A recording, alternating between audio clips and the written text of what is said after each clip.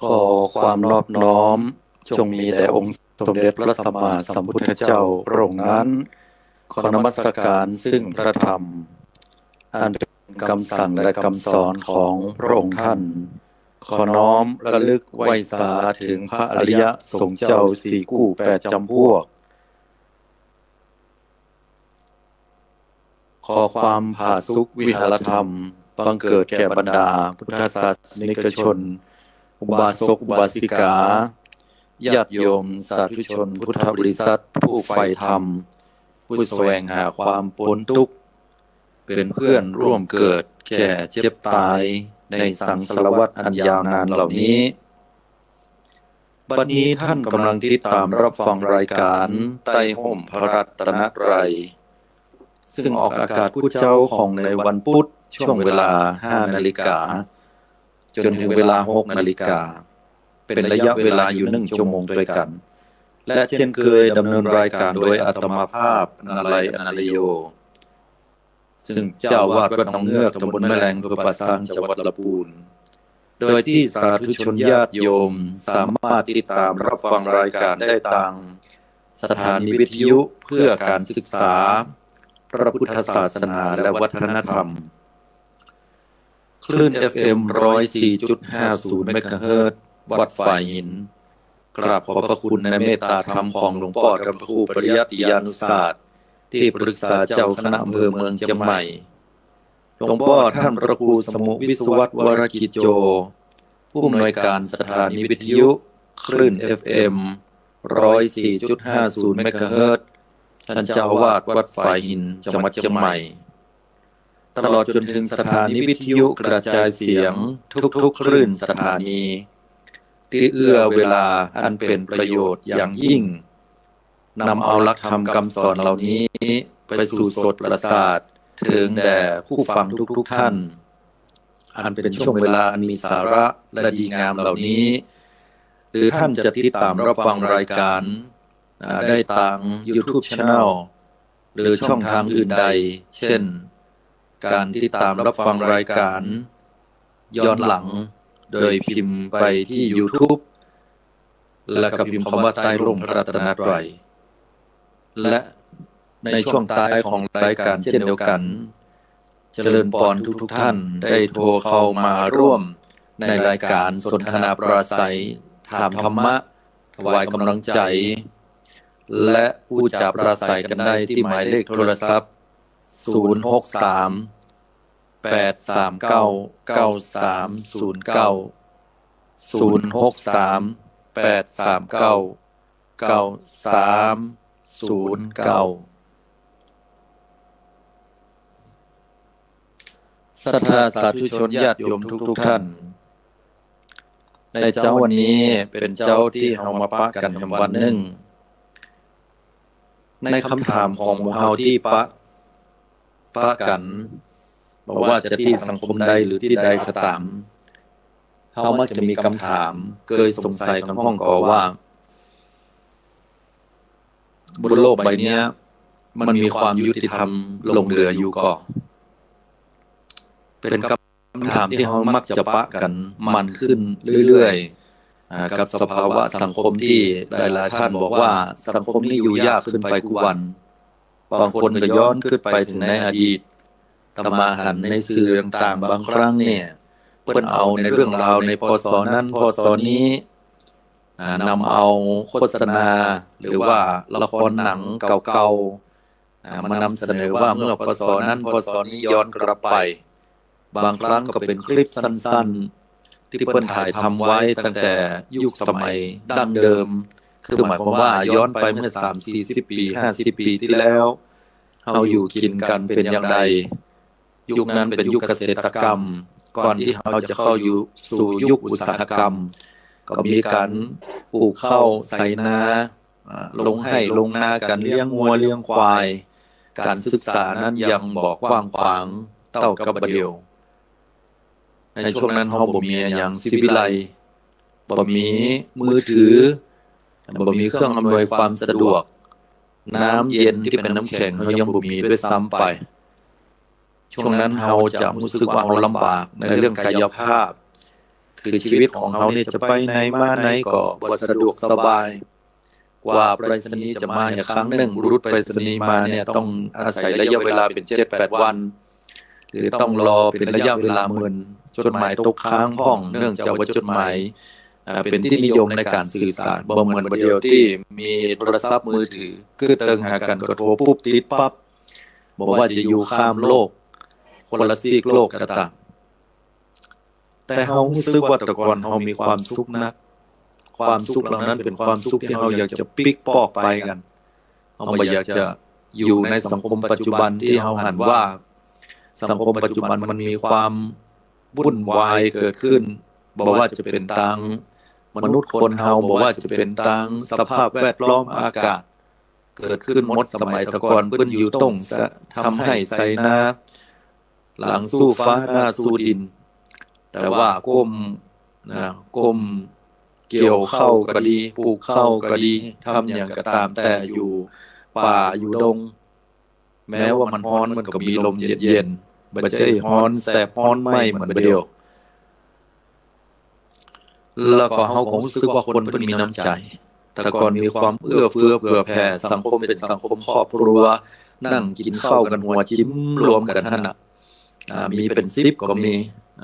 พ่อแม่เป็น9มีคนเฒ่าโดยลูกหลานตานเต้าอยู่ด้วยกันอู้จาปราศัยหลังจากต่อมายุคต่อมายุคอุตสาหกรรมเฮาก็เริ่มมีทีวีแต่ก็ยังเป็นเพียงแค่ทีวีรุ่นขาวดำหรือมีรุ่นสีบรรณักเราก็จะนั่งพอกันชมละครพอหนังพอละครด้วยกันพอโฆษณาจำได้กันหมดเลยเสาร์อาทิตย์บ่ได้ไปโรงเรียนก็จะมาล้อพอรายการโปรดของละอ่อน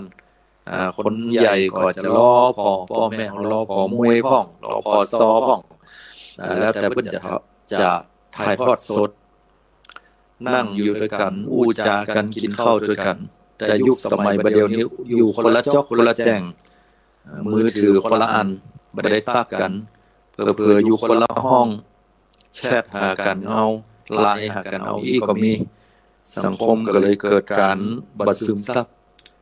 จากรุ่นสู่รุ่นจากสิ่งดีงามที่จิตใจเข้าสู่จิตใจบ่สามารถถ่ายทอดสิ่งที่ดีๆให้กับลูกหลานอย่างเต็มที่แต่ลูกหลานอยู่กับสื่อซึ่งสื่อเหล่านั้นเฮาก็รู้อยู่ว่ามันมีสิ่งที่ดีและสิ่งที่บ่ดีปะปนกันไปหมดเฮาบ่ฮู้ว่าลูกของเฮาเนี่ยเลือกเสพสื่ออันใดพ้องเขาเข้าเล่นในอย่างพ้องยุคสมัยบัดเดี๋ยวนั้นเป็นยุคที่เปิดกว้างหันโลกหันสังคมก่อนที่ละอ่อนบางวัยจะรับรู้ได้ยกตัวอย่างเรื่องเพศบางอย่างละอ่อนก็ยังบ่สมควรที่จะรู้ในวัยนั้นๆแต่ละอ่อนก็รู้ไปทั้งหมดอย่างเงี้ยเป็นต้นบางสิ่งบางอย่างกรรมบางกรรมก็ต้องคือความหมายที่ชัดเจนว่าเป็นกรรมที่หยาบคายนะหรือว่าเป็นกรรมที่บ่เหมาะสมก็ควรที่จะบอกบัดนี้กับบุคคลที่เป็นผู้หลักผู้ใหญ่หรือบุคคลผู้ที่เป็นครูบาอาจารย์พ่อแม่อย่างเงี้ยเฮาบ่สามารถที่จะบอกเขาได้อย่างทั่วถึงหรือตลอดเวลาได้ควรเสพสื่อแบบนี้บ่ควรแบบนี้เฮาห้ามเฮาบอกเขาได้บางครั้งเขาก็บ่ฟังอันนี้ก็คือเหตุปัจจัยทำให้ปัญหาต่างๆมันเกิดขึ้นบ่ใช่แค่หมู่วัยรุ่นหมู่ละอ่อนแม้แต่คนทุกๆวัยเดี๋ยวนี้มีปัญหากันหนักบ่ว่าจะเป็นปัญหาเรื่องเศรษฐกิจการเมืองบ่ว่าจะเป็นในเรื่องของการใช้จ่ายปากท้องเงินทองต่างๆนั้นหาได้โดยยากญาติโยมทั้งหลายมันเป็นอย่างที่เฮารู้สึกเหนื่อยใจแม้แต่ว่าเป็นเรื่องราวของอากาศสภาพอากาศก็มี PM โดยมีความรู้สึกว่าฝนตกมาแต่ก่อนฝนตกมาแล้วเนี่ยหนาวกัดหนาวเย็นแต่เป็นฝนที่ตกลงมาเนี่ยใส่น้ำลำไยเนี่ยละได้เป็น 6-7 วันพุ่นน่ะเป็นติดพุ่นบัดเดี๋ยวพอเวลาฝนตกมาแล้วเนี่ยร้อนอ่วมละบ่เกิน3วันต้องได้ไปใส่น้ำละอย่างเก่งถ้าตกหนักๆก็4วัน5วันนี่แห้งละอย่างเงี้ยเป็นต้นท่านทั้งหลายโลกนี้มันเปลี่ยนไปแต่เลยเปลี่ยนทุกสิ่งทุกอย่างดังที่พระองค์ท่านได้ทรงตรัสสอนว่าทุกสิ่งเป็นอนิจจังแต่เลยเป็นเรื่องที่บ่สามารถจะบังคับบัญชาได้เป็นสิ่งที่เป็นเจ้าของเฮาขอเป็นไปดังใจบ่ได้ ทีนี้ศรัทธาญาติโยมทั้งหลายย้อนกลับไปในคำถามแรกที่ว่ามีหลายๆคนถามว่าความยุติธรรมอยู่ที่ไหนในสังคมนี้บ่มีความยุติธรรมมั่นก่อคำตอบก็คือว่าในสังคมเนี่ยเหลือโลกใบนี้มันจะมีความยุติธรรมหรือไม่มันขึ้นอยู่กับสองสิ่งโดยกันญาติโยมทั้งหลายสองประการฟังให้ดีที่เรากำลังถามคำถามกันว่าโอ้โลกนี้อยู่ยากเนาะโลกนี้มันดึงมีความยุติธรรมอยู่เลยนะมันแต่บัดแต่การจะมีหรือมันมีความยุติธรรมบนโลกใบนี้ที่เราถามกันเพราะเราปะปัญหากันมากพวงลวงลายในจะเรื่องของปัญหาครอบครัวในจะเรื่องของเงินทองในจะเรื่องของการที่ไปสู้คดีแล้วการและหลายๆคนก็มาอู้กันว่าที่อยู่ที่ขังคุกคอกเหล่านั้นเป็นที่อยู่ของคนทุกข์ว่าอย่างนั้นอู้กันไปถึงขนาดนั้นเลยนะและบางครั้งก็บอกมีความยุติธรรมเลยในฝนฟ้าอย่างมาเป็นถูกต้องตามฤดูกาลอย่างมาปลูกอย่างไว้แล้วอย่างมาบัดเจริญบัดเติบบัดโตตายไปทั้งหมดบางที่ก็โดนน้ำท่วมอย่างนี้เป็นต้นความยุติธรรมมันอยู่ที่ไหนศรัทธาญาติโยมทั้งหลายความยุติธรรมจะเกิดขึ้นหรือไม่มันอยู่ที่ตัวบุคคลมันไม่ได้อยู่ที่อื่นและตัวบุคคลนั้นก็มีเหตุสองประการแรกนั่นก็ได้แก่ความที่บุคคลมีอคติสี่ถ้าบุคคลมีอคติสี่แล้วเนี่ยอคติแปลว่าความลำเอียงเพราะฉันทาคติคือลำเอียงเพราะว่าชอบกันลำเอียงที่สองคือโทสะคติลำเอียงเพราะว่าไม่ชอบกันลำเอียงข้อที่สามคือโมหคติลำเอียงเพราะว่าความหลงไปขาดสติปัญญาใคร่ครวญสี่พยาคติลำเอียงเพราะความกลัวคือกลัวบุคคลเหล่านั้นซึ่งเป็นผู้มีอำนาจมากกว่าอย่างนี้เป็นต้นถ้าบุคคลมีอคติทั้งสี่ประการแล้วเนี่ยมันจะเป็นเหตุเป็นปัจจัยให้ความยุติธรรมเนี่ยมันเกิดขึ้นมาได้นะคือหมายความว่ามันจะไหลไปตามสิ่งเหล่านั้นนะคนเฮามันฮักใครชอบใครมันก็ยินดีพอใจมันก็ทำในสิ่งนั้นเพื่อคนนั้นแต่ถ้าฮักบ่ชอบใครต่อขึ้นดีปานใดเขาก็ถึงมาหันความดีของเขาอันนี้ก็เพราะเป็นบุคคลนะมันอยู่ที่ตัวตนบุคคลเพราะว่าจะเป็นเรื่องกฎหมายนะยังมีกรรมของเพิ่นบอกว่ากฎหมายอาจจะไม่ยุติธรรมนะแต่กฎแห่งกรรมยุติธรรมเสมอเนี่ยอันนี้เป็นลักษณะแบบนี้กฎหมายนะอย่างอาตมาไปหันละครเรื่องนึงเป็นเกี่ยวกับเรื่องของกฎหมายอันนี้เป็นเรื่องละครนะญาติโยมแต่มันสะท้อนสังคมก็ต้องออกตัวบอกไว้ก่อนว่าเรื่องราวที่กล่าวต่อไปเนี้ยมันจะเป็นเรื่องแต่เป็นเรื่องละครที่อาตมาหันครั้งแรกก่อนที่จริงก็บอกผมดูละครอย่างนั้นแต่หันพอแล้วมันแปลกนะมันมีละครเรื่องนึงนะที่เป็นเรื่องของกฎหมายอยู่เหมือนกันว่ามันเป็นอย่างไรก็หันนักวิจารณ์ต่างๆมันก็มาอู้แล้วก็หันมีถึง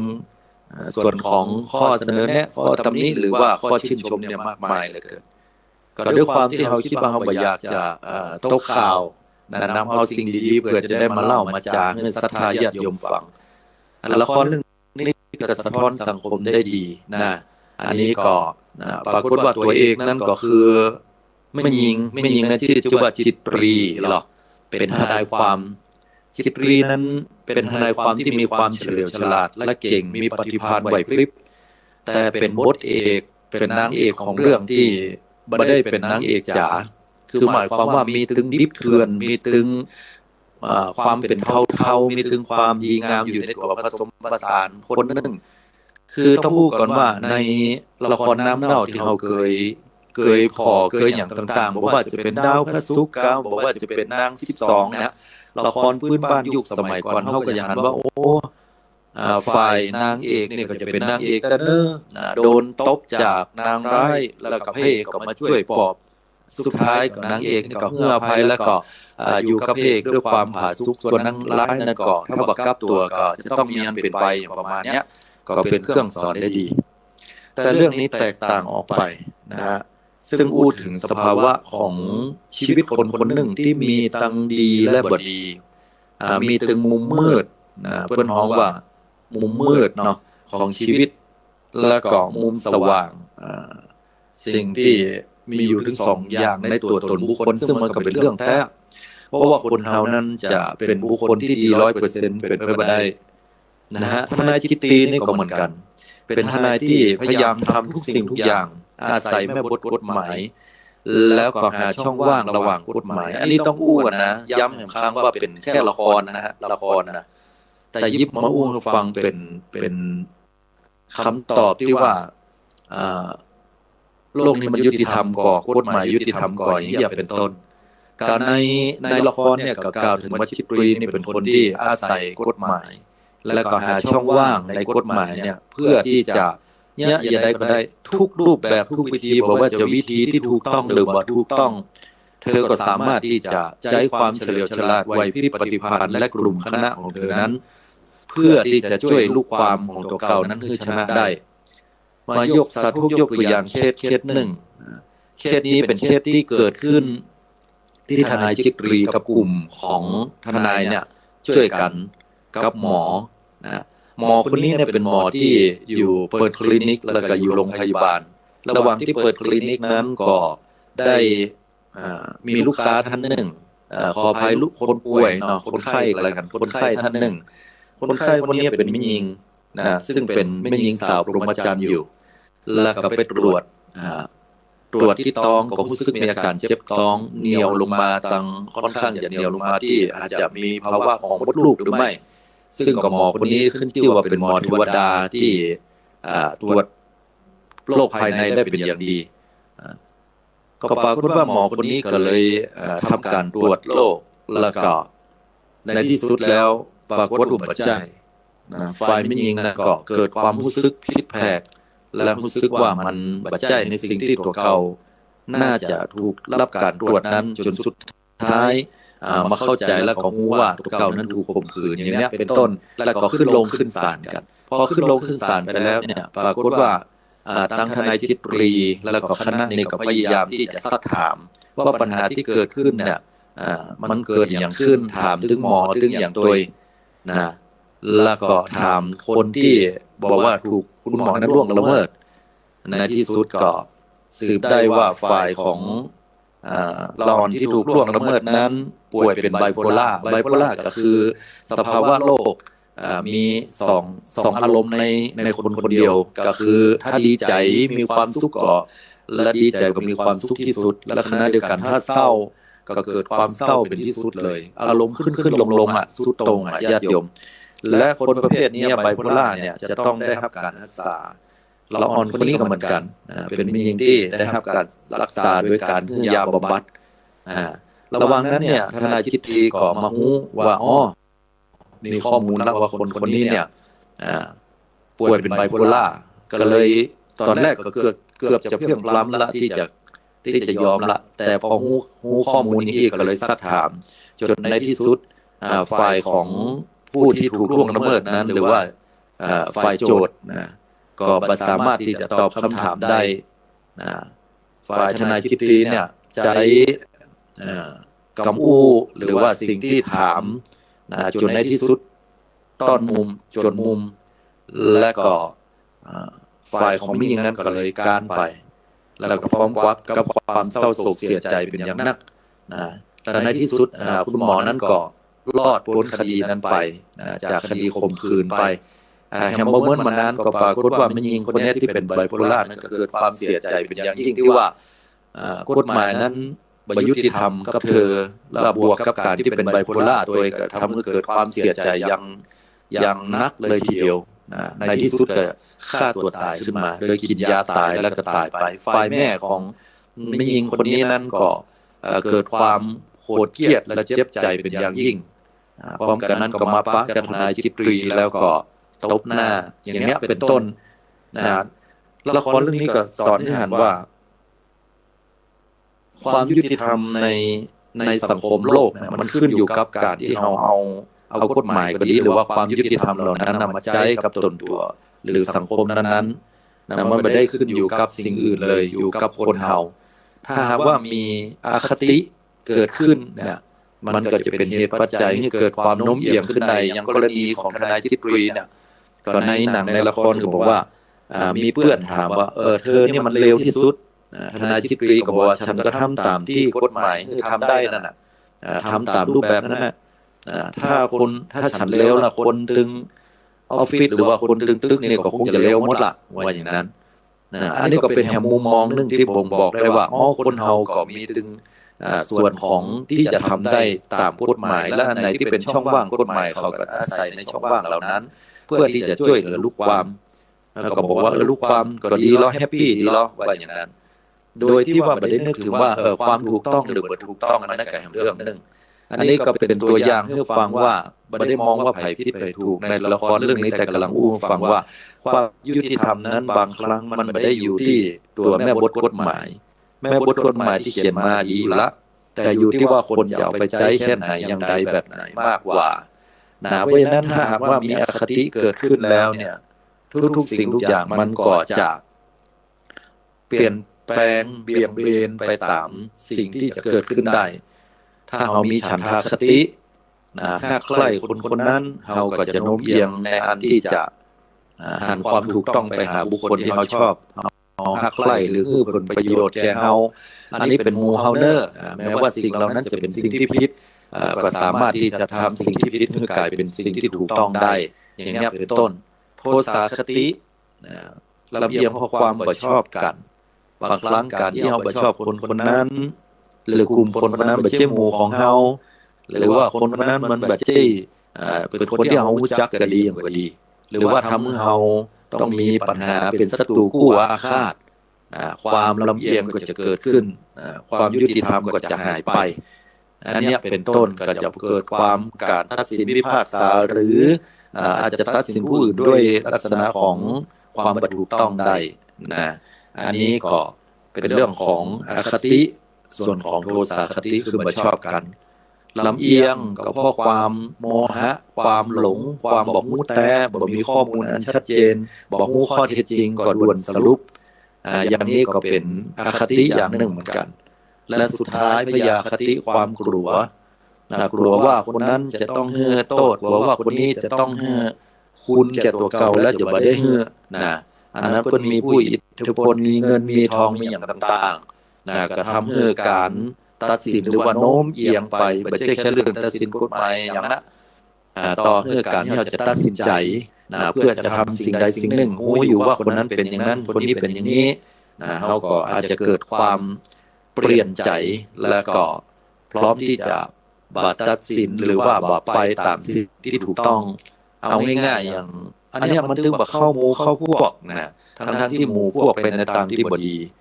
ตัวเองก็จำใจที่จะต้องไปกับหมู่กับพวกกับกลุ่มเหตุผลก็เพราะว่าทำงานก็บ่เข้ากับคนอื่นเขาอย่างนี้เป็นต้นก็เข้าทำนองลักษณะพวกมากลากไปได้เหมือนกันฉะนั้นแล้วคุณธรรมจะเกิดขึ้นความยุติธรรมจะเกิดขึ้นจะต้องปราศจากอคติคือความลำเอียงถ้าคนเฮาบ่มีความลำเอียงแล้วเนี่ยอันเนี้ยก็จะเป็นเหตุปัจจัยแห่งความงดงามอย่างยิ่งข้อที่สองนั่นก็คือผู้ที่เปี่ยมไปด้วยคุณธรรมแต่กี้มีอคติเนาะประเดี๋ยวข้อที่สองนี่เปี่ยมด้วยคุณธรรมเมื่อใดก็ตามที่เปี่ยมด้วยคุณธรรมความดีแล้วเนี่ยเขาจะตัดสินในอย่างต่างๆแล้วก็จะเป็นไปด้วยความชอบธรรมทีนี้พระพุทธเจ้าเราเพิ่นตรัสในเรื่องอย่างไรเพิ่นก็ตรัสสอนในเรื่องของอธิปไตยแปลว่าความเป็นใหญ่อธิปไตยแปลว่าความเป็นใหญ่เป็นใหญ่ในที่นี้คือเป็นใหญ่ด้านความคิดการตัดสินใจต่างๆพระพุทธเจ้าได้ตรัสสอนไว้แล้วว่ามีอยู่3อย่าง1อัตตาธิปไตยะหรืออัตตาธิปไตยความเอาตัวเก่าเป็นใหญ่คนบางคนบนโลกใบนี้เกิดมาแล้วพร้อมกับมีทรัพย์สินเงินทองแล้วก็มีอำนาจวาสนานักสังคมคนเฮาก็แปลกเหมือนกันที่ฮือกล้าคนที่มีความร่ำรวยฮือกล้าคนที่มีอำนาจมียศถาบรรดาศักดิ์เฮาถึงบ่แปลกว่าคนเฮาบนโลกใบนี้อยากจะรวยกันเพราะอย่างเฮาถึงบ่แปลกใจว่าทำไมคนเฮาอยู่ดีๆเงินทองก็มีอยู่พออยู่พอกินจะได้ถึงต้องไปเล่นการเมืองจะได้ต้องเป็นโน่นเป็นนี่เป็นนั่น ก้าวขึ้นไปครับนี่ก็เพราะว่าต้องการที่จะเป็นใหญ่ต้องการที่จะให้คนยอมรับอย่างนี้เป็นต้นอันนี้เป็นธรรมชาติมนุษย์คนเรานะต้องการที่จะให้คนเนี่ยยอมรับแล้วก็อยู่เหนือกว่าคนอื่นขึ้นไปนะคนทั้งหลายเหล่านี้นะฮะก็มีหลายต่อหลายคนหลายท่านที่ทรงคุณธรรมความดีแต่ที่จะอู้นี่ก็คือคนที่บ่ได้มีคุณธรรมอยู่ในจิตใจนะเป็นบางประเภทบางคนบางจำพวกนะยังเฮาหันในสังคมปัจจุบันเป็นข่าวหรือบ่เป็นข่าวก็ดีนะล้วนแล้วแต่เฮาจะหันว่าเป็นอัตตาธิปไตยะเอาตัวเก่าเป็นใหญ่นะก็ตัดสินในอย่างต่างๆไปโดยที่เอาใส่อำนาจเงินของอำนาจแห่งยศถาบรรดาศักดิ์หรือแม้แต่บ่มีอำนาจเงินทองยศถาบรรดาศักดิ์ก็ตามคนบางคนบนโลกใบนี้เกิดมาแล้วก็เอาใจตัวเก่าว่าบ่เคยคิดเคยฟังความคิดกำหันของคนอื่นของพ่อของแม่บ่คิดกำหันของเพื่อนของญาติพี่น้องหรือว่าไผคนใดเลยมันถึงเป็นคนเนี้ยพอเราเอาตัวเก่าว่านั่นน่ะมันถึงบ่ฟังใต้ฟังเหนืออย่างอันนี้ก็เป็นอัตตาธิปไตยโดยที่คนคนนั้นบ่ได้คิดพิจารณาถึงความถูกต้องนะเป็นหลักแต่ถ้าเพิ่นนึกถึงความถูกต้องความดีงามอันนี้ก็บ่จัดว่าเป็นอัตตาธิปไตยเหมือนกันเนาะนั่นก็ขึ้นอยู่กับสิ่งเหล่านี้โดยข้อที่2โลกาธิปไตยะความมีโลกเป็นใหญ่ความหมายตัวนี้หมายถึงว่าเอากระแสเจ้าโลกว่ายกตัวอย่างว่าเช่นเสียงข้างมากว่าเสียงข้างนักว่าเจ้าโลกเพิ่นว่าอย่างไรเพิ่นว่าใดเฮาก็ว่าเนาะอันนี้เพิ่นฮ้องว่าโลกาธิปไตยะบ่อยากจะมีปัญหาเฮาแสดงกำคิดกำหันคนไทยนี่บ่ชอบที่จะแสดงกำคิดกำหันเวลาเพิ่นถามว่าจะถามอย่างเชิญได้เฮาจะบ่มีคำถามกันหรือมีคำถามก็บ่กล้าจะถามต่อให้ถามก็ถามน้อยบ่เหมือนฝรั่งที่เพิ่นเปิดกว้างตลอดการศึกษานั้นจะมีคำถามอยู่ตลอดเพื่อแลกเปลี่ยนเรียนรู้ความแตกต่างและก็ครูบาอาจารย์ก็แลกเปลี่ยนเรียนรู้ด้วยกันจะซักจะถามจะคัดจะแย้งกันภายในห้องเรียนแต่พอออกจากห้องเรียนแล้วก็เคารพว่านี่คือการศึกษาที่แลกเปลี่ยนกันบ่ได้เป็นศัตรูคู่อาฆาตแต่หมู่เฮานั้นบ่เหมือนอันส่วนมากแล้วก็บ่เคยอู้พออู้ออกมาแล้วก็จะเหมือนกับว่าแตกต่างจากคนอื่นแล้วก็บ่หันเหมือนคนอื่นไปก็จะดูเหมือนว่าคนคนนี้บ่เหมือนเปิ้นฉะนั้นเมื่อเวลาเกิดอะไรอย่างขึ้นเนี่ยก็พยายามที่จะอู้ไปแนวทางเดียวกันหรือว่าอู้แล้วเนี่ยก็จะเป็นลักษณะที่เป็นไปเพื่อกลุ่มมากกว่าโดยที่บ่ได้เป็นไปเพื่อความถูกต้องดีงามขณะเดียวกันก็บ่อู้ก็มีเพื่อที่จะได้บ่มีปัญหาเอาเพิ่นว่าไปเลยเพราะว่ามันวุ่นวายนี่นะอย่างนี้เป็นต้นนี่เรียกว่าโลกาธิปไตยะความมีโลกเป็นใหญ่บางทีนั้นการที่เฮาเอาเสียงข้างนักว่ายกมือว่าเนี่ยก็เป็นโลกาธิปไตยยังบ่เป็นธรรมาธิปไตยะเตื้อเนี่ยยังบ่เป็นความถูกต้อง 100% เนี่ยถามว่าทำไมประชาธิปไตยหรือว่าการยกมือขึ้นเนี่ยเอาเสียงข้างนักว่าก็ยังบ่จัดเป็นความถูกต้องที่แท้จริงก็อย่างที่ว่านะญาติโยมทั้งหลายบางครั้งเนี่ยแม้ว่าจะเสียงนักกว่าก็ตามนะแต่ว่าสิ่งเหล่านั้นก็บ่แน่เตื้ออาจจะถูกต้องก็ได้บ่ถูกต้องก็ได้เหมือนที่ว่าตะเกียพวกมากลากไปก็ได้นะยกมือยกมือก็ยกมือก็ถึงหมู่ถึงจุมทั้งที่เรื่องนั้นก็บ่ได้ถูกต้องดีงามอย่างเนี้ยเป็นต้นแต่กลุ่มที่บ่หันโดยมีเป็นส่วนน้อยเนี่ยก็อาจจะเป็นเหตุเป็นปัจจัยได้ว่าสิ่งเหล่านี้โลกาธิปไตยเนี่ยแม้ว่าจะยกมือเป็นประชาธิปไตยว่ายกมือเสียงข้างนักว่าก็บ่ได้หมายความว่าสิ่งเหล่านั้นจะถูกต้องเสมอไปอันนี้ก็เพราะว่าเราเคารพในคนส่วนมากซึ่งเราก็ต้องแยกให้ออกระหว่างประชาธิปไตยเสียงข้างนักว่าก็จะต้องปฏิบัติตามสิ่งเหล่านั้นเหมือนกันเมื่อเราเลือกเข้าไปแล้วเมื่อเราหันพ้องต้องกันแล้วก็ต้องทำตามนั้นเพราะว่ามันเป็นประชาธิปไตยคนส่วนมากอยู่ด้วยกันแต่มันคนละเรื่องกันก็คำว่าธรรมาธิปไตยความถูกต้องบ่ถูกต้องนะโยมอันนี้คนละเรื่องกันทีนี้อย่างที่3คือธรรมาธิปไตยอันนี้เอาความถูกต้องเป็นใหญ่เอาความถูกต้องเป็นใหญ่ฉะนั้นแล้วเนี่ยถ้าเราจะเอาความคิดความหันของตัวเก่าเป็นใหญ่ก็ดีเราจะเอาความคิดความหันของคนข้างนักก็ดีว่าเป็นเครื่องตัดสินก็ดีถึง2อย่างเนี่ยมันจะต้องอยู่ภายใต้ธรรมาธิปไตยคือความถูกต้องโดยเป็นหลักอันนี้ล่ะเขาจะถึงหันว่า สังคมโลกเนี้ยมันมีความยุติธรรมถ้าเราต้องการความยุติธรรมแล้วเนี่ยเราจะต้องปิกมาบอกที่คำว่าคุณธรรมบอกว่าใครก็ตามบอกว่าคนคนเดียว2 คน 3 คนบอกว่าจะเป็นลูกเต้าพ่อแม่สามีภรรยาเพื่อนฝูง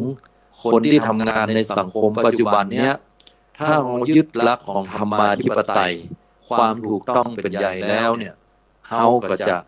มีแต่ความผาสุกในสังคมนี้โดยที่เราเอาตัวเก่าเป็นใหญ่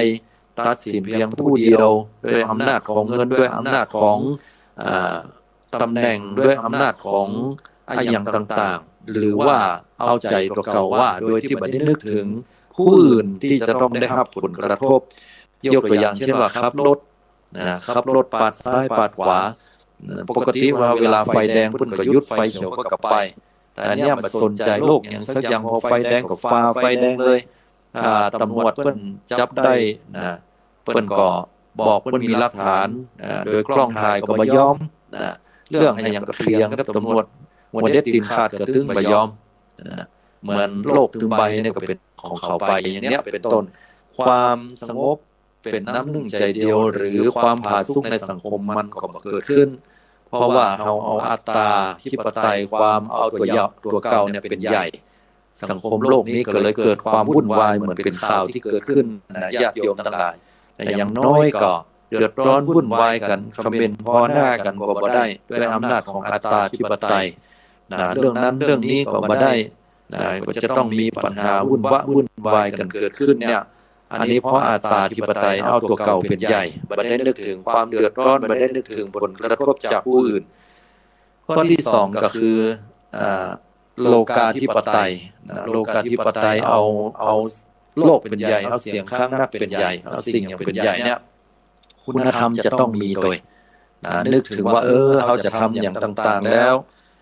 ยกตัวอย่างเช่นว่าเขาจะวิพากษ์วิจารณ์อย่างเดียวเขาจะหันว่าสื่อเอาเป็นห้องวัดทัวลงห้องวัดทัวลงนี่ก็แปลกญาติโยมทั้งหลายทัวบางทัวเนี่ยคือเพิ่นจะมีแฟนคลับของเพิ่นหรอกอย่างยกตัวอย่างแฟนคลับนายกกับแฟนคลับนายขอนางขอแฟนคลับนายกนี่ก็จะชอบเพราะว่านายกเนี่ยจะเป็นดาราหรือว่าจะเป็นเน็ตไอดอลคือเป็นต้นแบบหรือว่าเป็นที่ชื่นชอบสมัยบัดเดียวคนเป็นดาราได้หมดญาติโยมทั้งหลายบ่ต้องไปเป็นดาราช่อง7ช่อง3ช่องนั้นช่องนี้แล้วเฮามีมือถืออยู่เป็นดารา YouTube เป็นดารา TikTok อาตมาหันแผ่วคนเฒ่าพุ่นเพิ่นยับคนเฒ่าไปบางทีก็แต่งเนื้อแต่งตัวคือเข้ากับโบราณก็เป็นการขายคอนเทนต์สิ่งที่นำเสนอคือคนไปกดยอดไลค์กดแชร์กดหัวใจกด Subscribe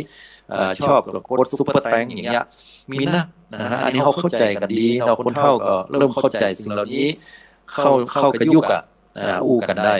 เนาะชอบใจก็กดบ่ชอบใจก็กดบ่ชอบใจหั่นอย่างนี้นะอันนี้ก็เลยว่าถามว่ากดแล้วมันได้อย่างคนที่เพิ่นทำคอนเทนต์ถ้าว่ากดได้นักบอกว่าจะกดได้หัวใจก็ดียอดไลค์ก็ดีถ้ามันมีจำนวนนักเข้าก็มันสามารถแปลสภาพให้เป็นเงินทองได้ตามที่เปิ้นกำหนดไว้บอกว่าจะเป็น TikTok ก็ดีบอกว่าจะเป็น YouTube บอกว่าจะเป็นอย่างอื่นอันนี้เฮาก็เลยฮ้องกันว่าเป็นดาวคือเป็นที่นิยมชมชอบทีนี้นายกเนี่ยเป็นดาวหรือว่าเป็นที่นิยมชมชอบเป็นเน็ตไอดอลของเฮาใครที่ไปเป็นคนชื่นชอบไปกดไลค์กดแชร์ติดตามเขาอันนี้ก็จะเป็นกลุ่มนั้นสมมติว่านายกเนี่ยมีความกำคืดกำหันแล้วก็มาอู้มาจาในเรื่องนึงมาอู้มาจาในเรื่องนึงมีความคิดเห็นเป็นอย่างนั้นทั้งที่นายกนั้นก็ไปวิพากษ์วิจารณ์แล้วก็บ่ถูกต้องโดยกับเรื่องอื่นเนี่ยที่ไปว่าเรื่องนั้นนี่เนาะแล้วบ่ถูกต้องบ่ถูกบ่ทองยังสักอย่างยกตัวอย่างง่ายๆว่านายกวันหนึ่งเนี่ยขี่รถไประหว่างทางพอขี่รถไประหว่างทางแล้วก็ตกคุกนี่นะตกคุกมาคุกก็คือหลุมโม่งนี่เนาะแล้วก็เดือดร้อนวุ่นวายออกมาโพดว่าวุ่นวายด่าคนนั้นด่าคนนี้คนที่ยังบ่มีใครมารับผิดชอบอย่างนี้บรรดาคนที่มากดไลค์กดแชร์หรือว่าเป็นขาประจำเป็นแฟนคลับของเพิ่นเนี่ยก็จะมากดไลค์กดแชร์และด่ากันนำซ้ำเติมคนที่เป็น มีหน้าที่รับผิดชอบหรือว่าคนที่ต้องออกมารับผิดชอบนั้นด่าชนิดที่ถล่มทลายแล้วก็ไปลงสู่กับคนที่มีรับผิดชอบหรือว่าคนที่จะต้องโดนเหล่านั้นเนี่ยเปิดฮ้อโดนตัวลงโดยที่บ่ได้รู้เลยว่าความเป็นจริงนั้นมันคืออย่างคนสมัยเดียวเป็นนายมโดยบอกว่าอ๋อไอ้ที่มันเป็นหลุมเป็นโมงนั้นมันเกิดขึ้นจากอะไรอย่าง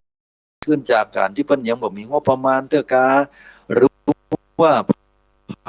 บ่ฮู้อยู่ดีกินได้ก็ไปขุดโมงไว้หั่นพอสืบไปสืบมาปรากฏว่ามันเป็นแค่วัยรุ่นที่อยากจะแกล้งเพื่อนมันแล้วก็ขุดหลุมละไว้หั่นนี่นะแล้วก็ไปโดยบ่บอกโดยบ่ได้ไปถมเพื่อนเลยพอแกล้งเพื่อนมันแล้วเพื่อนมันก็วิทย์ไปบ่โดนนี่นะเขาก็แค่หัวแล้วก็บ่สนใจอันนี้อาจจะเป็นเรื่องที่เป็นไปได้นายโยมว่าพยายามมาแกล้งกันนั่นมันมีนายโยมจะไปว่ายกตัวอย่างวงกลมเนี่ยญาติโยมวงกลม3แยก4แยกเนี่ยเฮาบ่ฮู้ว่าไผเนาะบ้านภาษาบ้านเฮาว่าโอ้ยอันหยังบ่ดีแต่บ่ดีว่าขี่รถกายไปกามหยังกามมันก็เอากงพ่องเอาไม้พ่องไปบุบทั้งที่วงกลมเนี่ย3แยกเนี่ย4แยกเนี่ยเพื่อพอว่ารถแหมฝั่งนึงมันมาแม่นก็มันปลอดภัยหูอยู่ว่ามันปลอดภัยและดีต่อตัวเก่าและดีต่อคนทั้งหลายก็เอาไปบุ๊บเนี่ยบุ๊บเพื่ออย่างไงมันก็บุ๊บเพื่ออย่างมันไปอย่างมันไปสร้างปัญหาอย่างบ่ฮู้แต่ฮู้อยู่อย่างนึงว่าบุ๊บไปเพื่อความสะใจก็เพื่ออย่างกับผมว่าอันเนี้ยก็มีโอกาสเป็นไปได้แบบนี้พอเวลาวุ่นวายเดือดร้อนกันเนี่ยสื่อก็เข้าไปลงแล้วก็โดยที่บอกฮู้ว่าปัญหาแท้ๆมันคืออย่างเนี้ยเป็นต้นนะบางคนบางครั้งเนี่ยยังยกตัวอย่างแหมอย่างหนึ่งเนาะกลุ่มของนายกก็ไปวิพากษ์วิจารณ์ข่าวเนื่องจากว่านายกนั้นนำเสนอข่าวเรื่องของแม่หญิงคนหนึ่งที่บ่ดูแลพ่อแม่อย่างเงี้ยเป็นต้นเนาะบ่ได้ดูแลพ่อแม่ละพ่อแม่ฮื้อเฒ่าฮื้อแก่และตัวเก่าก็บ่พออย่างเลยหนีหายไปปล่อยพ่อปล่อยแม่นั้นอยู่อย่างชะตาขาดเรียกว่าบ่มีกินบ่มีใจนุ่งผ้ามอมแมมไปหมดแล้วก็ประกาศหาสื่อก็บอกว่าประกาศหาคนที่เป็นลูกเป็นเต้าพอสื่อมาพอคนมาอ่านแล้วด่าหัวลูกด่าหัวเต้า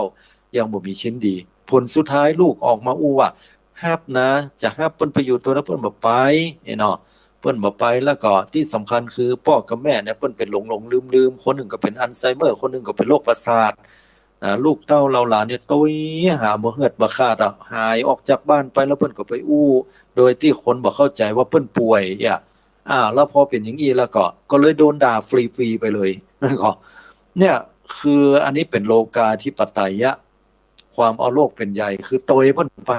โตยไปแปลว่าอย่างกับโตยโดยที่บ่ได้อ่านข้อความมันอย่างให้มันรอบคอบบ่ฮู้ว่าเห็นฟังนึงเนี่ยเปิ้นอย่างใดเปิ้นข้อเท็จจริงมันเป็นอย่างใด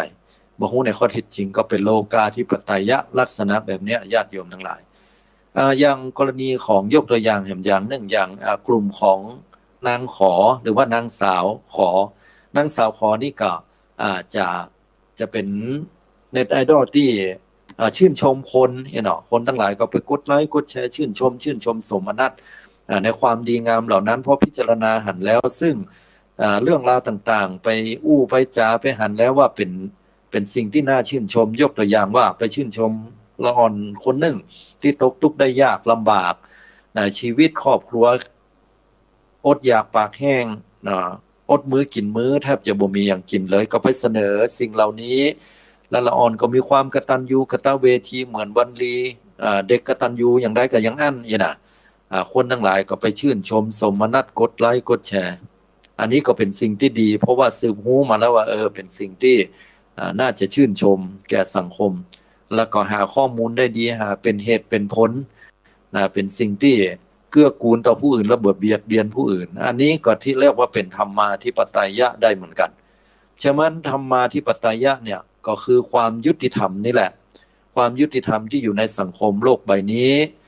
เขาอาจจะมองว่าสิ่งต่างๆเนี่ยมันเกิดขึ้นแล้วมันจะยุติธรรมหรือไม่มันก็อยู่ที่คุณธรรมของแต่ละคนแต่ละสังคมนั้นๆตัวญาติโยมทั้งหลายเนาะมันมีแน่นอนถึงกฎหมายอาจจะบ่ยุติธรรมกฎหมายนะมันยุติธรรมแล้วแต่คนเอามาใช้แต่สรุปแล้วเพิ่นเขาก็เลยกันว่ากฎหมายอาจจะบ่ยุติธรรม แต่กฎแห่งกรรมนั้นยุติธรรมเสมอทีเนี้ยมาสู่ต่างธรรมญาติโยมทั้งหลายอาตมาภาพก็อยากจะอู้ให้ฟังว่ามันเฮาพยายามจะให้สิ่งที่อยู่รอบข้างหรือว่าคนก็ตามสถานที่ก็ตามอะไรยังก็ตามเนี่ยมันเป็นไปดังใจของเฮาแม่นก็เป็นการกู้คนนะฮะบ่นักก็น้อยแต่พอสิ่งนั้นมาเป็นไปดังใจเฮาแล้วเนี่ยเฮาจะมีความทุกข์เกิดขึ้นละอันเนี้ยเป็นเรื่องแต่หลวงปู่ชาสุภัทโทเนี่ยเพิ่นได้กล่าวไว้อย่างน่าฟังเลยว่าอย่าพยายามให้เป็ดมันเป็นไก่นะครับเพิ่นว่าอย่างนี้นะจะไปคิดที่อยากจะให้เป็ดเนี่ยมันมาเป็นไก่เพราะมันเป็นไปบ่ได้ก็มาคิดกันว่าแล้วไอ้เป็ดมันจะมาเป็นไก่ได้อย่างไรเพิ่นอู้อย่างไรแปลกดีเนาะมันคงบ่มีไผคิดหรอกเป็ดมันเป็นไก่ได้อย่างไรที่แท้แล้วเนี่ยความหมายของหลวงปู่ชาสุภัทโทนี่พระสุปฏิปันโนพระอริยเจ้าเนี่ยเพิ่นกล่าวได้อย่างลึกซึ้งละเอียดเพิ่นบอกว่าอย่าพยายามให้คนที่เขาเป็นของเขาอย่างนั้นน่ะมาเป็นดังใจของเขาความหมายตัวนี้หมายถึงว่าเฮาบ่สามารถไปเปลี่ยนแปลงคนอื่นได้ญาติโยมทั้งหลายยกตัวอย่างเช่นว่าลูกเต้าเนาะมันบ่ได้ดังใจญาติโยมเฮาก็พยายามจะจะบอกจะกล่าวมันแล้วเนาะมันก็บ่เป็นไปดังใจเฮาเพราะอย่างก็เพราะว่าเขาเป็นของเขาอย่างนั้นลูกเต้าก็เหมือนกันพยายามจะบอกพ่อบอกแม่ก็คนเฒ่าอย่ามาลึกว่าเพิ่นบอกว่าจะเป็นญาการก็เดี๋ยวไปตุบไปต้าวลงหั่นเป็นพะเลิศต้าวเนี่ยแข้งหักขาหั่นสุมาแต่ญาติโยมก็เดี๋ยวเป็นตุกเฮาให้เหมาะนะยิ่งก็ยิ่งทำให้คนเฒ่าเศร้าใจก็เพราะว่าเพิ่นเป็นอย่างนั้นเพราะเพิ่นคิดแล้วไงว่ากูเป็นนั่งกินนั่งนอนอยู่อย่างนั้นก็เดี๋ยวก็เป็นอัลไซเมอร์มาแล้วก็เดี๋ยวก็กล้ามเนื้อรีบไหลนะแต่ลูกเต้าก็ห่วงนั่นเอาไปเจ้าว่าอย่างละเขาก็เดือดก็ด่าแฮมก็เป็นแฮมมุมมองเนี่ยว่ามึงไปด่ากูกะนะแม่มันใจขึ้นหรอกอันนี้ก็บ่เข้าใจลูกครับเนี่ยนี่คือคนเฮามันพยายามอย่าไปเปลี่ยนแปลงคนอื่นเพราะว่าคนอื่นนั้นเฮาเปลี่ยนแปลงบ่ได้หรือว่าถ้าเขาบ่เปิดใจจะเปลี่ยนแปลงตัวเก่าแล้วเนี่ยบ่มีทางที่เราจะเปลี่ยนแปลงเขาได้ยกตัวอย่างบางทีพ่อแม่ก็หวังดีกับลูกไอ้นี่นะมันถึงขี้เหล้าหลวงแต่ขนาดเมียมันก็ถึงสุดที่ละที่ถึงผัวนะบอกมันยังฮือก่อแล้วว่ายังได้ก่อแล้วบ่ฮู้จะไปว่าจะได้บ่ฮู้จะไปสอนบ่ฮู้จะไป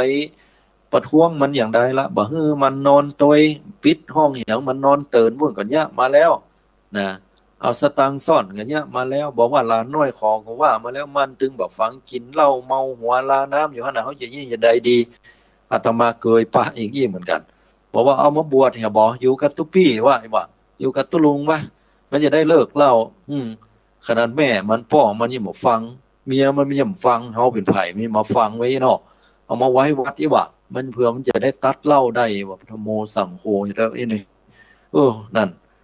เนี่ยญาติโยมทั้งหลายเพราะอะไรอย่างไงโยมก็เพราะว่าเขาเป็นเขาอย่างนั้นไงโยมเขาเป็นเขาอย่างนั้น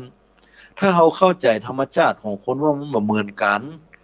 และถามว่าเขาจะยังไงก็ปล่อยมันอย่างนั้นกะลูกเต้าล้อพ่อแม่เขาปล่อยเขาไปอันนั้นมาสนใจกันมันก็บ่ใช่แต่ขอให้เขาเนี่ยพยายามทำว่าถูกต้องละพยายามที่จะจะจ่าช่วยเหลือเขาอย่าใดดีให้เขาตัดสินใจได้ด้วยตัวของเขาเองถ้าเขาตัดสินใจด้วยตัวเขาบ่ได้ไรนะบ่มีทางที่เขาจะละได้หรอกต่อให้เขาเนี่ยได้ก็เนี่ยต่อหน้าเขาสูจะไปสูบบุหรี่นะมันบ่ดีได้เป็นมะเร็งปอดเนอะพอมันเลยจากหน้าเขาแล้วมันไปลักสูบอย่างเงี้ยไปกินเหล้านะมันบ่ดีต่อสุขภาพลูกเต้าเราหลานอนาคตจะดีอยู่เนี่ย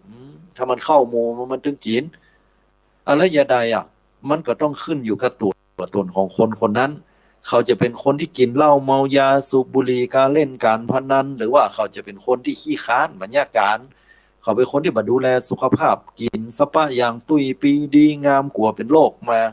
นะทุกสิ่งทุกอย่างนั้นมันขึ้นอยู่กับตัวของเขาเองและตัวของเขาจะยังไงมันขึ้นอยู่กับตัวนิยมมันขึ้นอยู่กับ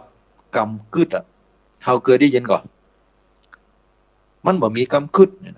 กรรมกึศตัวนี้มันคืออะไรอย่างกรรมกึศตัวนี้มันสอดคล้องกับกรรมของพระพุทธเจ้าคือคำว่าปัญญาและปัญญาจะได้มาเนี่ยญาติโยมแต่ละคนอย่างบ่เหมือนกันลูกสมัยแต่ก่อนพ่อแม่มีลูกเป็น10ปลายก็มี8คน9คน6คนมีหมดนะ คนทุกคนยังบ่มีใครเหมือนกันเลยขนาดการออกจากท้องพ่อท้องแม่แน่นอนมี50 คนเนี่ยแต่มีอยู่คนหนึ่งนะมันขี้โลภตัณหาแล้วเปิ้นอ่ะคนอื่นเปิ้นก็บ่มีถ้านักจิตวิทยาสมัยเดียวก็บอกว่าอาจจะเป็นเพราะละอ่อนนั้นละอ่อนคนนี้ขาดสิ่งนั้นสิ่งนี้หรือโดนแย่งสิ่งนั้นสิ่งนี้ไปแต่พอประวัติดีๆพ่อแม่ก็คือความฮักเสมอต้นเสมอปลายกันกู้คนนะอยู่ก็บ่ใช่ว่าอดอยากปากแห้งล้ำเหลือหรือว่าอยู่แล้วก็จะร่ำจะรวยล้ำก็มอกพออยู่พอกินคนอื่นลูกคนอื่นน่ะ9 คนเพิ่นยังบ่เป็นมีมันคนเดียวน่ะตัณหาหรือเพิ่นเป็นรากของเพิ่นเงียบเข้าคุกเข้าคอกญาติโยมทำไมมันบ่เหมือนกันการเลี้ยงดูพ่อแม่ลูกพี่ญาติพี่น้องก็เหมือนกันหมดสภาพแวดล้อมเข้าเย็นเหมือนกันหมดนั่นเพราะว่าอุปนิสัยสะสมสั่งสมในอดีตชาติบ่เหมือนกันนี่แหละโยมนี่เป็นเครื่องยืนยันนะว่ามันบ่ได้เกิดขึ้นลอยๆนะเนี่ยอุปนิสัยที่เกิดขึ้นแล้วคนเฮาเนี่ยทำไมถึงบางคนเนี่ยมีกรรมกึศบ่มีกรรมกึศก็เพราะว่าคนนั้นในอดีตชาติได้สะสมสั่งสมซึ่งปัญญามาดีเช่นว่าได้ฟังนักปราชญ์ได้ฟังครูบาอาจารย์พ่อแม่ด้วยความเคารพได้ฟังน้ำฟังธรรมบ่อยๆอย่างโยมเนี่ยฟังน้ำฟังธรรมบ่เดียวเนี่ยเป็นการสะสมสั่งสมปัญญาโยมนะจะไปขึ้นว่าฟังบ่ได้แล้วก็ฟังแล้วก็แล้วไปบัดจะมีอย่างละเอาขายง่อมให้เงาบ่ใช่อันนะโยมได้บุญกุศลเนี่ยเพิ่นฮ้องว่าเพราะการปัญญาที่เกิดขึ้นจากการที่เราได้สดับรับฟังธรรมะเนี่ยมันเป็นเหตุเป็นปัจจัยให้เราฉลาดคนเฮามันมีหรอกกิเลสอาสวะที่เกิดมาแล้วมันมีกันผู้คนบางคนก็หลงทางไปด้วยอำนาจของความโลภความโกรธความหลงความโลภก็เป็นอำนาจแห่งการที่จะไปกับสิ่งเหล่านั้นเมามัวไปกับเงินกับทองโดยที่เกินขีดแห่งศีลธรรมไปโลภไปโคตรไปโกงเปิ้นแต่ณวันหนึ่งเมื่อเขาสะสมปัญญาไว้ดีก็มาคิดใจว่าโอ้ชีวิตคนเฮามันจะรวยสักปานใดก็ตามสุดท้ายมันก็ตายอยู่ดีวะโอ้กูจะโลภอย่างล้ำเหลือแล้วกูจะไปโกงเอาของคนอื่นแล้วเปิ้นมีลูกมีเต้ามีพ่อมีแม่เหรอกูไปเบียดไปเบียนเปิ้นกูก็มีลูกมีเต้ามีเมียมีพ่อมีแม่เหรอมีผัวกูรออีกน่ะแล้วกูไปโลภไปเอาของเปิ้นอย่างเงี้ยแล้วเฮาโดนอย่างงี้ห้องเราอยู่ในความรู้สึกเป็นใดแน่เอาใจเปิ้นมาใส่ใจตัวปัญญาเกิดผลละได้ทันทีเลยคนบางคนก็เหมือนกันอย่างขี้เหล้าเมายามันเลิกไงนะวันหนึ่งพอเมาหัวล้าน้ำแล้วโอ้มันไปตู้ไปตามเอารถโต๊ะเกือบตายมันมาคืดได้คนเดียวมันว่าโอ้ตายละเนี่ยกูรอดตายมาได้เหมือนกูมีชีวิตใหม่นี่เบ่เฮ้ยรอดตายมาได้เนี่ยโอ้กันนี่ลาบละกูกลัวตายกูต้องมาเอาเห็นละกูยังบ่หันหน้าพ่อหน้าแม่บ่ได้หันหน้าเมียบ่หันหน้าลูกหน้าเต้าแล้วถ้ากูตายไปเนี่ยกูจะเป็นผีมาเฝ้าเนี่ยเลิกละกันนี่บ่เอาละเนี่ยนะบ่เมาละตั้งอกตั้งใจทำการทำงานเก็บหอมรอมริบอันเนี้ยคือมีปัญญาอยู่นะฮะมีปัญญามีกำกึศฉะนั้นแล้วเขาจะเปลี่ยนคนอื่นมันเปลี่ยนได้ยากโยมเพราะนั้นเฮาคอยคอยบอกคอยแนะนำเขาแต่ที่สุดมาแล้วก็เฮาคิดเหรอว่าคนเฮาบ่เหมือนกันการเมืองก็ดีนะทำไมรัฐบาลหนึ่งบ่เป็นอย่างอี้ดังใจเฮาจะได้สังคมนั้นเฮาเข้าไปที่ทำงานถึงแบบเป็นอย่างนี้ดังใจเฮาค่อยให้เจ้านายเปิ้นกึดถึงเฮาพ้องเป็นอย่างนี้พ้องเป็นเจ้านายที่ใจดีพอเจ้านายของเพื่อนเนาะเปิ้นมอบแบ่งโบนัสนะโบนัสว่าท้ายปีมันได้สายคอเส้นนึงราคาเป็น2สลึงของเฮาเนี่ยสิ้นปีมาล่างมาแล้วโดนไล่ออกกับฮู้เจ้านายก็บ่โปรดบ่ปานเนี่ยมันก็เป็นสิ่งที่เฮาพยายามแก้ไขตัวเก่าดีกว่าบ่ต้องไปแก้ไขคนอื่นเพราะแก้ไขคนอื่นแก้ไขบ่ได้แต่เฮาแนะนำเขาได้บอกเขาได้สอนเขาได้ส่วนเขาจะคิดได้หรือไม่มันเป็นเรื่องของปัญญาเป็นของกรรมคิดของเขาคนเดียวญาติโยมทั้งหลายเพราะนั้นบางอย่างเขาก็ต้องโปร่งวางนะและพุทธเจ้าบอกว่าปฏิปทาอันนี้เรื่องของการปฏิบัติแถมเพื่อกับผู้ปฏิบัตินักปฏิบัติทั้งหลายปฏิปทาเป็นเหตุแห่งการปฏิบัติเพื่อปฏิปทาแห่งความสบายคือเปิ้นพุทธเจ้าเปิ้นสอนให้เราเนี่ยบอกว่าจะเป็นทางตาทางหูทางหูดังทางลิ้นทางกายแล้วก็ทางใจคือว่าทุกสิ่งทุกอย่างเป็นอนิจจังมันบ่เที่ยงแท้แน่นอนตาเนี่ยก็บ่เที่ยงแท้แน่นอนหูภาพที่หันเฮาก็บ่เที่ยงแท้แน่นอนสัมผัสที่เกิดขึ้นระหว่างตากระทบรูปก็บ่เที่ยงแท้แน่นอนเพิ่นว่านะแล้วก็ความชอบบ่ชอบนะเฮาชอบใจ ใจบ่ชอบใจดีใจนะหรือบ่ดีใจเนี่ยก็บ่เที่ยงแท้แน่นอนเกิดขึ้นตั้งอยู่แล้วดับไปมองทุกสิ่งทุกอย่างว่ามันบ่มีอย่างเที่ยงแท้แน่นอนโยมลูกเต้าของเฮามันก็บ่เที่ยงแท้แน่นอนเนาะนะมันจะมันฟังเฮาไปให้หมดก็บ่ได้พ่อแม่เพิ่นก็เป็นของเพิ่นอย่างนั้นน่ะมันบ่เที่ยงแท้แน่นอนไอ้คนนั้นมันบ่ชอบเฮาก็ยื้อมันน่ะมันบ่ชอบเฮาเฮาจะไปอยากได้ให้มันชอบเฮาก็ในเมื่อเฮาทำดีที่สุดเฮาพยายามจะเต็มใจมันก็ยังว่าเฮาต่อแหลว่าเฮายังวอกแล่นใส่มันอยู่เนี่ยก็สุดแล้วแต่เพราะเฮาไปเปลี่ยนกรรมคืดของคนอื่นบ่ได้แต่เฮาปรับทัศนคติเฮาปรับ mindset คือความคิดของเฮาเนี่ยได้ญาติโยมความรู้สึกของเฮาเนี่ยได้บ่ต้องเอาอนุญาตให้คำด่าคำทอคำว่าของคนอื่นเนี่ยเข้ามาอยู่ในจิตในใจเฮานะเฮาอนุญาตให้เข้ามาเนี่ยก็เหมือนเฮาไปเก็บเอาขยะข้างนอกเนี่ยเข้ามาในบ้านมันก็สกปรกมันก็แมงมุมแมงสาบหนูมันก็สะปะกะแต่เมื่อใดเฮาขนสิ่งเหล่านี้ออกไปเนี่ย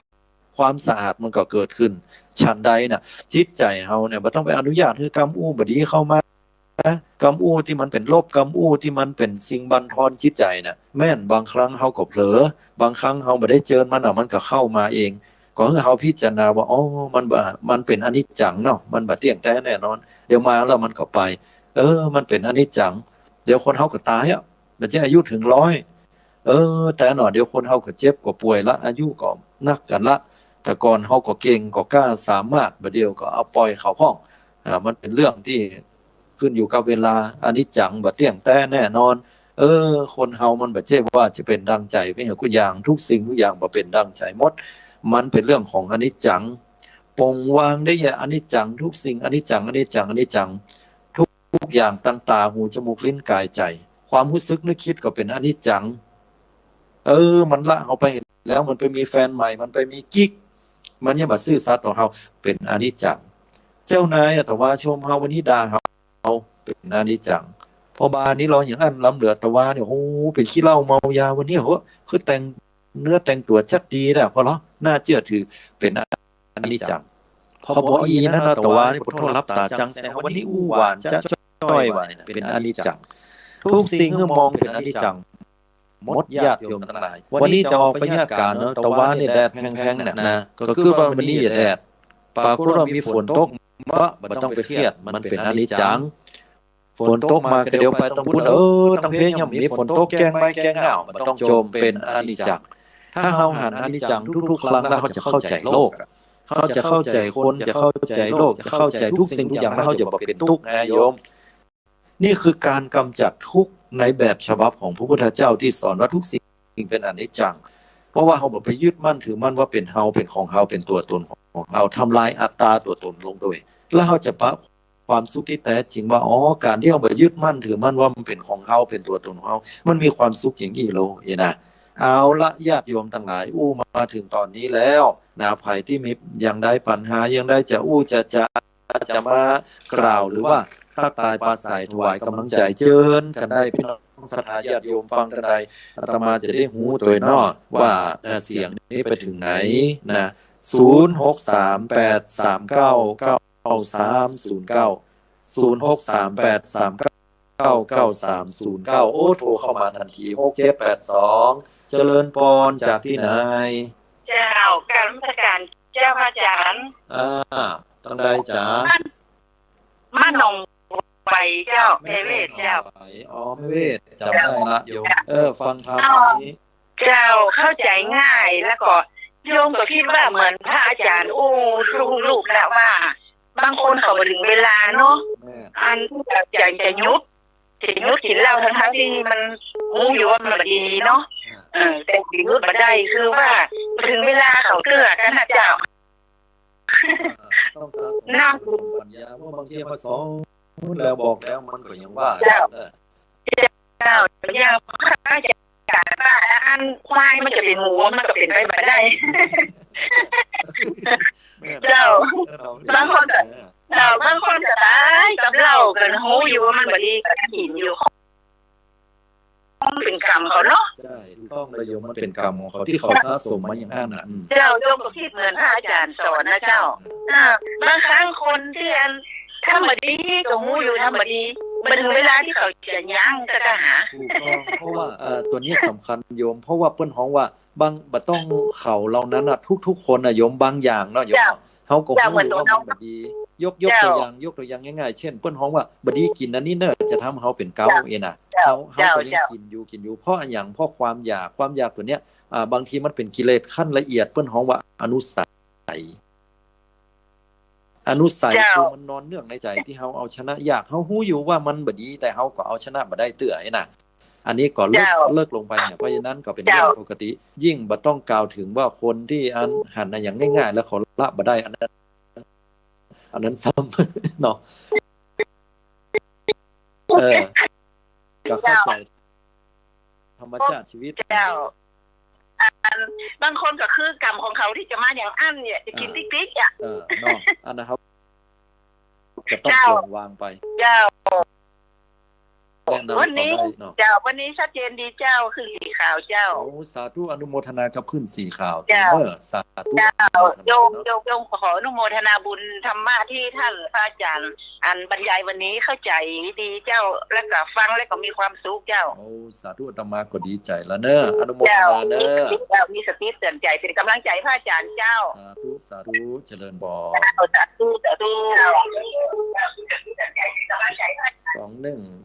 2185เนาะ2105เจริญพรสุดสางเจ้าครูจากไหนเนี่ยจากร้านขอลองบัวแดงลองบัวแดงนะเสียงนี้เนาะเจ้ายายเป็นได้ฟังธรรมะวันนี้ฟังตรงนี้สาระดีขนาดเนาะถ้ามีสาระมันจัดแล้วนะแต่ฟังอร่อยนะฟังมันถึงได้ปัญญายายเอ้ยฟังแล้วปัญญามันเกิดเนาะเป็นนามบุญสำหรับเฮาปรงวางนักมองทุกอย่างเป็นอนิจจังยังอายุของหมู่เฮาเนี่ยมันนักเนาะอย่างยายเนาะยายก็บ่คิดอย่างนั้นเนาะยายเนาะคิดนะกินตานๆยายแม่นกินตานไปเตอะยายเอาอย่างที่มันโปร่งวางได้โอ้ยผ่านมาหมดแล้วบ่ต้องไปซีเรียสเครียดจัดอย่างกับมันหันโลกแล้วก็ยิ้มเหียภัยให้ภัยห้องก็ยิ้มเหียภัยไข้หัวเฮาก็ยิ้มเหียมันเป็นของมันอย่างนั้นกรรมภาษาพระเปิ้นว่าตัทตามันก็เป็นเช่นนั้นเองนี่นะเอาหันแล้วเฮาเข้าใจเนาะใช่ๆเนี่ยก็แม่นเนาะยายเวลาหมดเหียละหั่นจ้ะเนาะเวลามีน้อยลงไปบ่เป็นหยังจะได้ก่อป้ากันวันพุธหน้าเด้อเจ้าสาธุบุญเตเนาะมาชการเจ้าอาตมาก็ขออนุโมทนาทุกสายถึงแม้ว่าบ่ได้รับสายโทรมากันนักขนาดเดี๋ยวปะกันหลังไมค์ก็ได้เนาะจะได้ก็ขออนุโมทนากับคลื่น 104.5 แล้วก็คลื่นสีขาวเพื่อชาวประชาตลอดจนถึงผู้อำนวยการและเจ้าหน้าที่ทุกสถานนี้โดยเนิร์ดที่ได้กล่าวถึงที่ลิงก์สัญญาณไปออกไปเปิดเนาะขออนุโมทนาบุญกับทุกท่านทุกคนให้มีความสุขสมมุ่งมา่ปรารถนาเจริญด้วยอายุวรรณะสุขภละและมีความสุขกันทุกท่านทุกคนเนอะ